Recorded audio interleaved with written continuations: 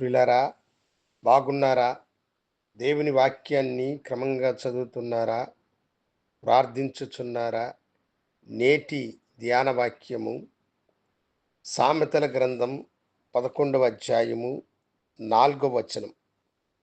ఉగ్రత దినమందు ఆస్తి అక్కరకు రాదు, నీతి మరణము నుండి రక్షించును.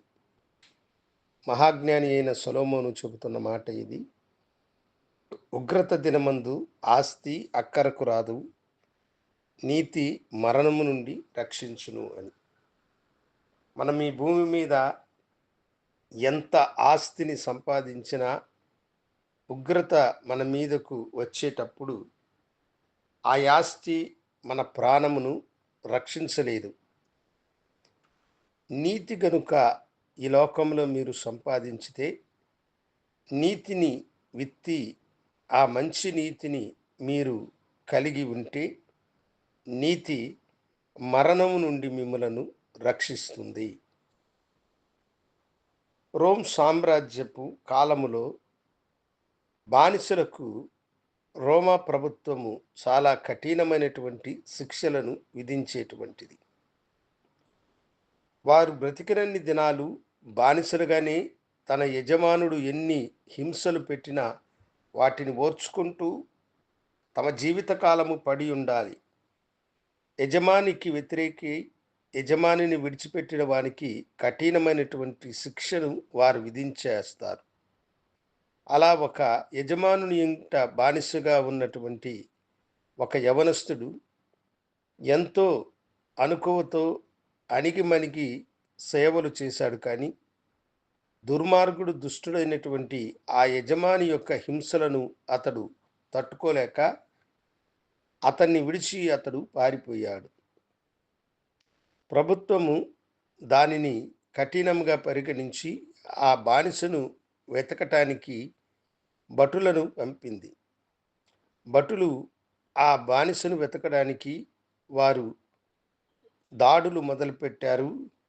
ఈ బానిస తప్పించుకొని ఒక చిట్టడవిలోనికి ప్రవేశించినాడు. ఆ కారు అడవిలో ఎలా వెళ్ళాలనో అతనికి తెలియలేదు.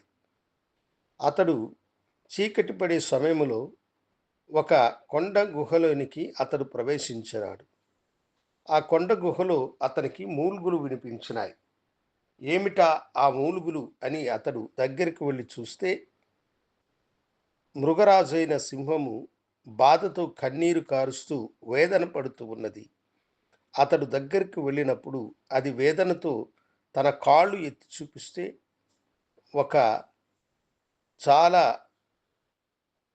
పెద్ద ముళ్ళు ఒకటి దాని కాలులో గుచ్చుకొని, అది అనేక దినాలుగా కాళ్ళు ఉన్నది గనుక అది వాచి చీము కారి చాలా వేదనతో అది నడవలేని పరిస్థితిలో జ్వరంతో బాధపడుతున్నది. ఈ బానిస ఆ కాలులో ఉన్న ముళ్ళును తీసివేసి తన వస్త్రాన్ని చింపి అక్కడున్న కొన్ని అడవి ఆకుల పసరును ఆ పుండు మీద అతడు పిండి కట్టు కట్టాడు. దానికెంతో ఉపశమము కలిగింది. ఆ రాత్రి దానితోనే అతడు నిద్రించి ఉదయమున అతడు తన దారిన తాను వెళ్ళిపోయాడు. దాదాపు 1 సంవత్సరము రోజులు గడిచినాయి. ఈ బానిసను రోమ్ సైనికులు బంధించారు. రాజు అతనికి మరణశిక్ష విధించి ఆకలిగొన్న సింహపు బోనులో వేయాలని ఆజ్ఞాపించాడు. ఈ బానిసను సింహపు బోనులో దింపగా ఆకలితో ఉన్న ఆ సింహము ఆవురావురమంటూ అతని మీదకి ఎగిసిపడి అతని ముఖమును చూసి అలాగలే ప్రణమిల్లి అతని పాదముల దగ్గర నమస్కరించి అది కూర్చున్నది.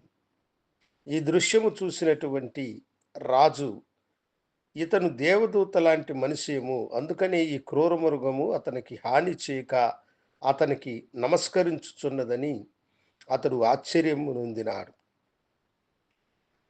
కారణం ఏమిటంటే, ఏ యొక్క సింహముకైతే ముల్లుగుచ్చుకున్నదో ఆ సింహమే ఈ సింహము గనుక అతని ముఖమును చూసిన వెంటనే తనకు మేలు చేసినందున అది అతని ఎదుట ప్రణమిల్లింది.